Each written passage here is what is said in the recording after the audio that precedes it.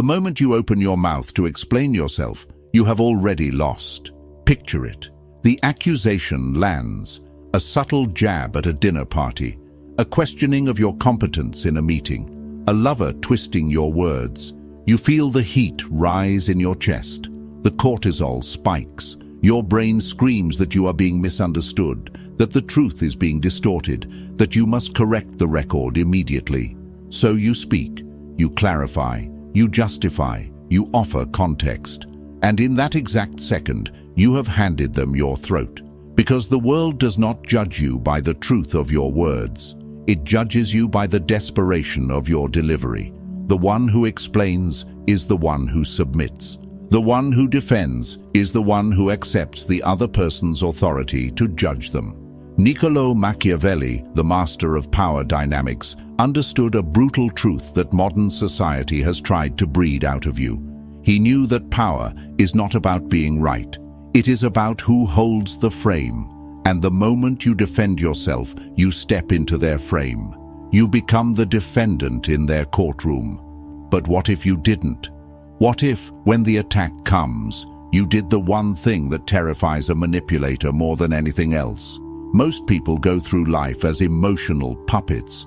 They are pulled by the strings of other people's opinions. Someone frowns, they apologize. Someone accuses, they explain. They live in a constant state of reactive defense, trying to prove they are good, smart, or worthy. It is a miserable way to exist. It is a slow suffocation of the soul. But there is a different way, a way of moving through the world that is so detached, so sovereign, and so psychologically impenetrable that insults do not just bounce off you. They dissolve before they even touch you. This is not about being cold. It is not about being arrogant. It is about a fundamental shift in where you derive your reality. Today, we are going to dissect the psychology of the non-defense. We are going to look at why your biology betrays you in these moments, and how to override it with a strategy that Machiavelli would have whispered to a prince. I am going to show you how to flip the power dynamic instantly, how to make the attacker doubt their own sanity, how to use silence not as an absence of noise, but as a weapon of mass destruction against someone's ego.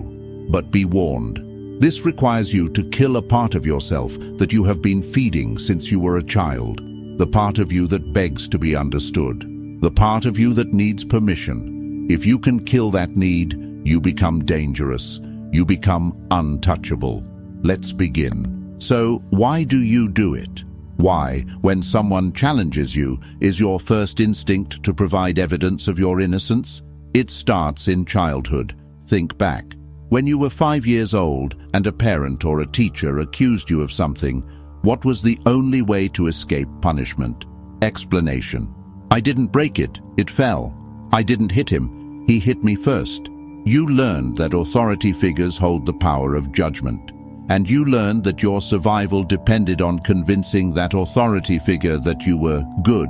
The problem is, you grew up, but your psyche didn't. You are walking around the world projecting that authority figure onto everyone you meet. Your boss, your partner, the stranger on the internet, even your enemies. When you defend yourself against someone, you are subconsciously saying, "You are the judge, I am the child. Please accept my plea so I can feel safe again." It reeks of weakness. And human beings, primal as we are, can smell that scent of submission from a mile away. Machiavelli wrote, "It is much safer to be feared than loved." Now translate that to modern social dynamics. It is much safer to be respected than understood. When you rush to defend, you are prioritizing being understood over being respected. You are saying, "Please get me. Please see my intent." But a king does not explain his decree to the peasant. A lion does not explain its hunt to the gazelle. The moment you start rambling, giving reasons, showing texts, bringing up past events to prove your point, you have signaled that your internal stability depends on their agreement. You have given them the key to your house. And once they have that key, they can trash the place whenever they want. This is the trap of the validating self. You believe that if you just explain it clearly enough, they will say, "Oh, I see now. You are right. I was wrong. How often does that actually happen? Almost never. Because the attack was never about the facts. It was about the power. They didn't accuse you because they wanted the truth. They accused you to see if you would jump. And you jumped. The first step to becoming untouchable is to realize that the courtroom does not exist. There is no judge. There is no jury. There is only you and your perception of reality. When you stop treating other people like judges, their accusations stop sounding like sentences. They start sounding like opinions. And opinions are just noise. So, what happens when you don't jump? Imagine the scenario. Someone throws a verbal spike at you. You're being incredibly selfish right now. The old you would say, "No, I'm not. I did X, Y, and Z for you yesterday. I'm just tired." Defensive, weak, reactive. Now, imagine the Machiavellian approach. They say, "You're being incredibly selfish right now." You look at them, you hold eye contact, you don't blink. You keep your face completely neutral. You let the silence hang in the air for 3, 4, 5 seconds. Do you know what happens in that silence?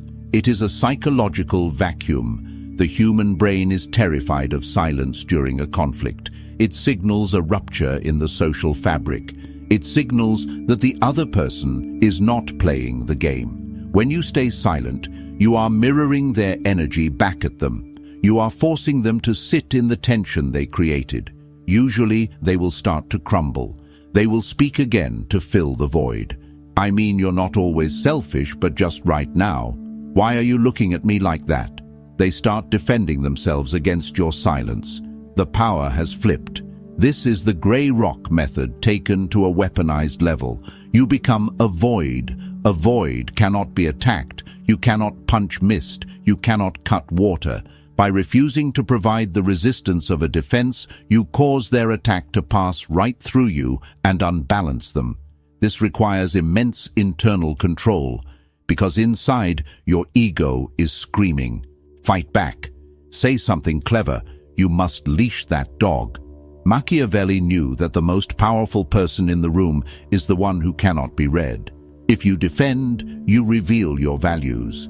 You reveal what hurts you. You reveal your buttons.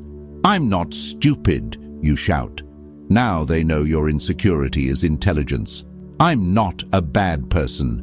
Now they know your insecurity is moral standing. Silence reveals nothing. It is a dark mirror. And when they look into it, they only see their own aggression reflected back. And it makes them uncomfortable. It makes them feel judged, which is ironic because you haven't said a word. Sometimes silence is not enough. Sometimes the situation requires words, but never defensive words. If you must speak, you never push back against the force. You pull it. You use the aikido of conversation. There is a concept in dark psychology called agree and amplify. It creates a state of cognitive dissonance in the attacker. If someone accuses you of something absurd, defending yourself validates the absurdity. It suggests the accusation is serious enough to warrant a response. Instead, you lean into it. You exaggerate it until it becomes a caricature. Attacker. You are so obsessed with money. You're greedy. Defensive. You. No, I'm not. I just want to provide for my family. Boring. Predictable. Weak. Machiavellian. You. You caught me. I actually swim in a vault of gold coins like Scrooge McDuck every Tuesday. It's terrible for my back. You say it with a flat face or a slight amused smirk. What have you done here? You refused to be insulted. You proved you are not insecure about the topic. You turned their serious attack into a joke. You established that you are the one framing the reality, not them. This strips the attacker of their weapon. They wanted to hurt you.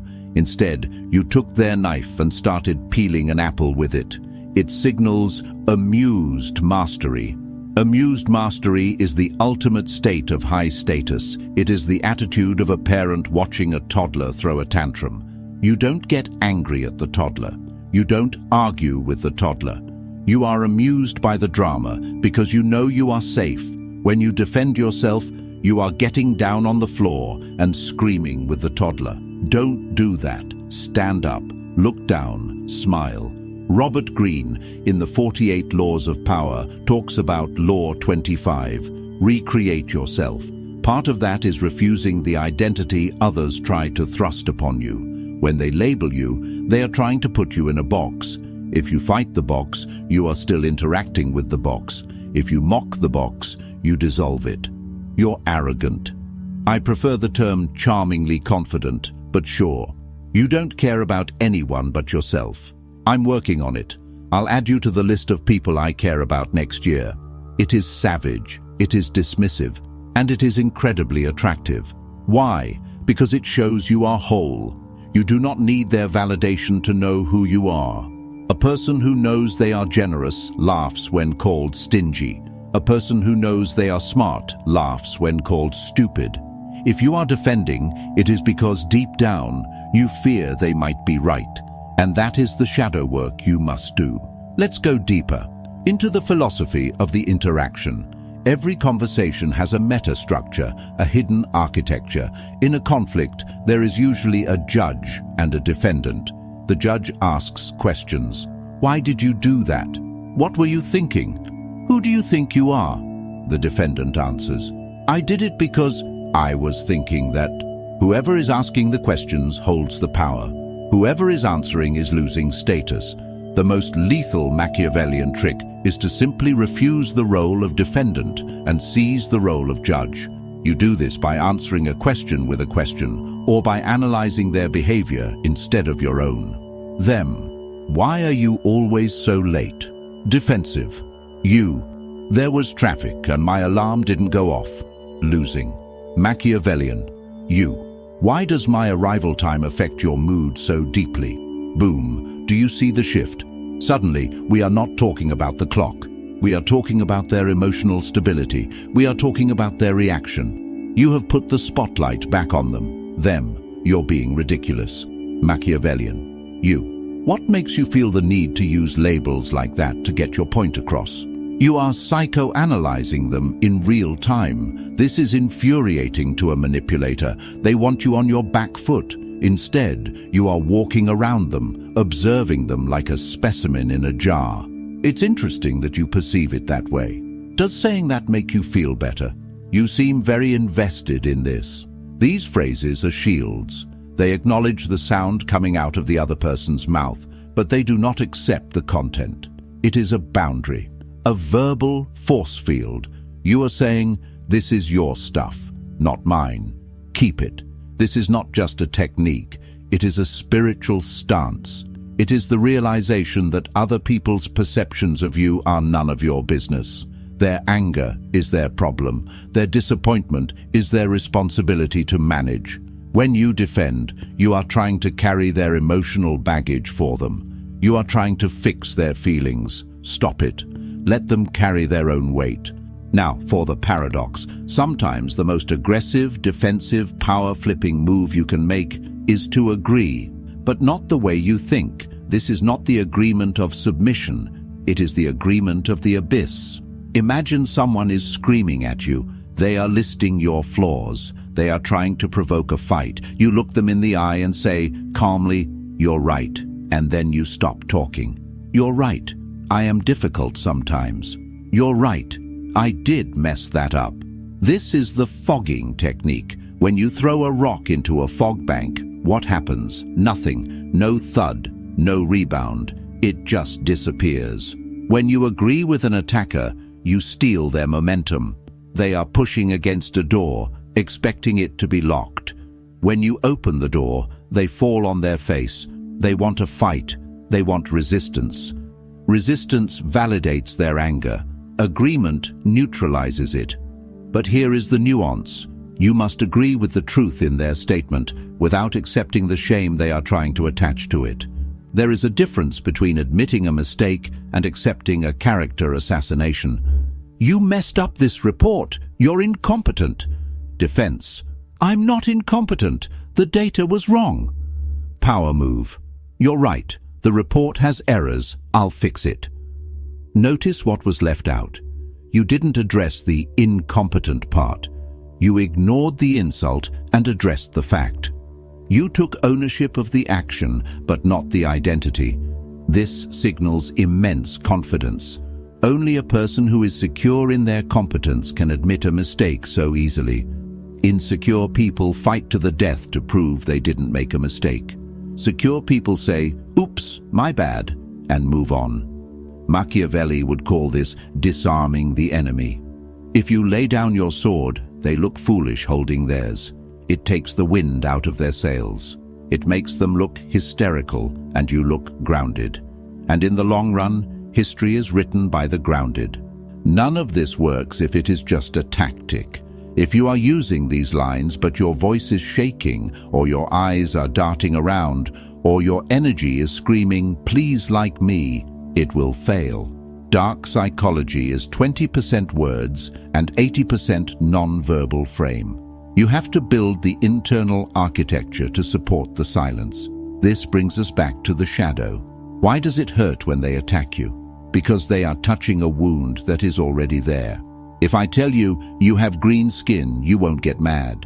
You'll think I'm crazy. You won't defend yourself. You'll laugh. But if I tell you, you are a failure, and you defend yourself, it's because a part of you suspects I might be right. The ultimate defense is not a verbal technique. It is self-knowledge. It is looking into your own darkness, owning your own flaws, and accepting your own shadow. When you know you are capable of selfishness and someone calls you selfish, you say, sometimes yes. When you know you are capable of cruelty and someone calls you cruel, you say, I can be. You cannot shame a man who has already accepted himself. You cannot expose a woman who has nothing left to hide. This is what it means to be untouchable. It means you have integrated the parts of yourself that others try to use against you. You become transparent. The light passes through. The arrows pass through. You are no longer a fortress that needs defending. You are the wind. So here is the challenge. For the next 7 days, you are going to play a game. The game is called No Defense. No matter what happens, no matter how small the accusation, you are forbidden from explaining yourself. If you are late, say, I'm late. Do not give the reason. If you spill the coffee, say, I spilled the coffee. Do not blame the cup. If someone misunderstands you, let them misunderstand you. Sit in the fire of that discomfort. Feel the urge to fix it, to manage their perception, to be the good guy. And let that urge burn to ash. Watch what happens to the people around you. Watch how they react when you stop playing the game. You will see confusion, then respect, then a strange kind of magnetism, because people are drawn to certainty. And nothing screams certainty louder than a person who does not need to explain why they exist. You are reclaiming your energy. You are plugging the leaks in your soul. You are stepping out of the role of the child and into the role of the sovereign. The world will try to pull you back. It will try to bait you. It loves a reaction. Don't give it one. Keep your mystery, keep your power, keep your silence. If this philosophy resonates with the darker, deeper part of your mind, the part that is tired of performing for others, then you know what to do. Subscribe. But not because I asked you to. Subscribe because you are done being a prey animal in a world of predators.